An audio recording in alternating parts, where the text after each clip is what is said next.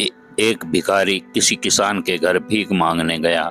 किसान की स्त्री घर में थी, उसने चने की रोटी बना रखी थी। किसान जब घर आया, उसने अपने बच्चों का मुख चूमा। स्त्री ने उसके हाथ पैर धुलवाए, उसके बाद वह रोटी खाने बैठ गया। स्त्री ने एक मुट्ठी चना भिखारी को डाल दिया। भिखारी लेकर चला गया। रास्ते में भिखारी सोचने लगा, हमारी भी कोई जिंदगी है, दिन भर कुत्ते की तरह मांगते फिरते हैं, फिर स्वयं बनाना पड़ता है। इस किसान को देखो, कैसा सुंदर घर है, घर में स्त्री है, बच्चे हैं, अपना अन्न स्वयं पैदा करता है, बच्चों के साथ प्रेम से भोजन करता है, उसे कहीं भी मांगने की नहीं जाना पड़ता। वास्तव में सुखी तो यह किसान है। इधर वह किसान रोटी खाते खाते अपनी स्त्री से कहने लगा, बड़ा बैल बहुत बूढ़ा हो गया है, अब वह किसी तरह काम नहीं देता।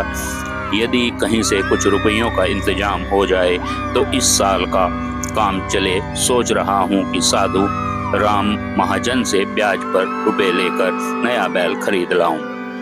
भोजन करके वह साधु राम महाजन के पास गया। बहुत देर आरजू मिन्नत करने पर उसने रुपये सैकड़ा के ब्याज पर रुपए देना स्वीकार किया। इस लोहे की तिजोरी में से साधु राम ने एक थैली निकाली और गिनकर रुपए किसान को दे दिए। रुपए लेकर किसान अपने घर को चला।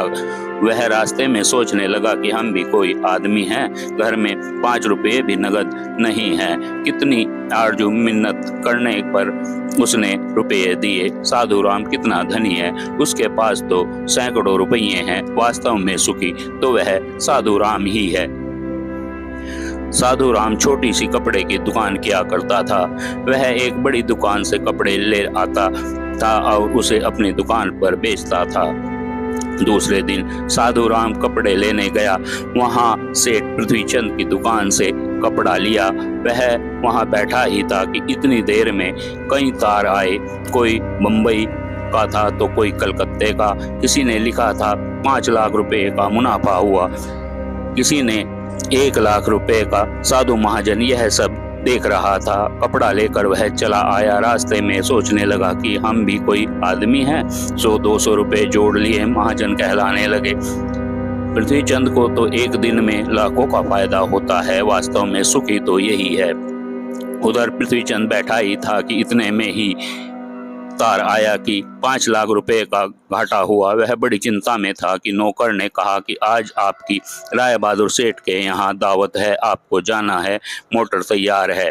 पृथ्वीचंद मोटर पर चढ़कर राय बहादुर की कोठी पर चला गया। वहाँ सोने चांदी की कुर्सियाँ पड़ी थी। राय बहादुर जी ने कलेक्टर और कमिश्नर आदि बड़े बड़े अधिकारी हाथ मिला रहे थे। बड़े बड़े सेठ खड़े थे। वहाँ पृथ्वीचंद सेठ को कौन पूछता, वह भी एक कुर्सी पर जाकर बैठ गया।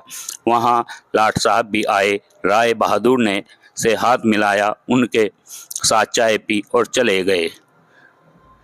पृथ्वीचंद अपनी मोटर में लौट रहे थे। रास्ते में सोचते हैं कि हम भी कोई सेठ हैं, लाख के घाटे से ही घबरा गए। राय बहादुर का कैसा ठाट है कि लाट साहब उनसे हाथ मिलाते हैं। वास्तव में सुखी तो ये ही हैं। दोस्तों, कहानी का सार